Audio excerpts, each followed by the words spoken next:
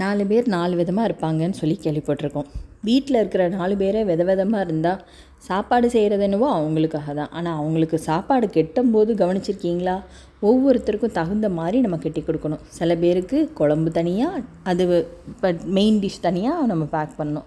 அதே இது சில பூரிக்குள்ளே கிழங்க வச்சு ரோல் பண்ணி கொடுன்னு சொல்லுவான். அப்புறமா கிழங்க கீழே வச்சு பூரியை மேலே வச்சு கொடு. பாருங்கள், 2 பாக்ஸை நான் விதமாக தான் கெட்டிக்கிட்டு இருக்கேன். அதே மாதிரி ஸ்வீட் கார்ன் ரொம்ப பிடிக்கும் பசங்களுக்கு. ஆனால் அதை வேக வச்ச பிறகு உதுத்து எடுக்கிறதுக்கு ரொம்ப கஷ்டமாக இருக்கணும். அந்த உதுத்து எடுக்கிறதுக்கு ஒரு கட்டுற மாதிரி ஒன்று உண்டு. நான் அது இது எதுக்கு நம்ம கையாலேயே பிரிச்சிடலாமா, நான் நிறைய டைம் எடுத்துகிட்டு வாங்காமல் வச்சுட்டு வந்திருக்கேன். ஆனால் ஒவ்வொரு டைமும் உரிக்கும் போது கஷ்டப்படும் போதெல்லாம் நினைப்பேன், வாங்கியிருக்கலாமோன்னு. பசங்களுக்கு வீட்லேயே ரெடி பண்ண ஸ்நாக்கை தான் கொடுத்து விட்டுருக்கேன்.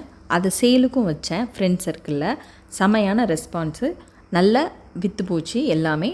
மறுபடியும் அடுத்த செட்டு செய்கிறதுக்கு ரெடி ஆயாச்சு.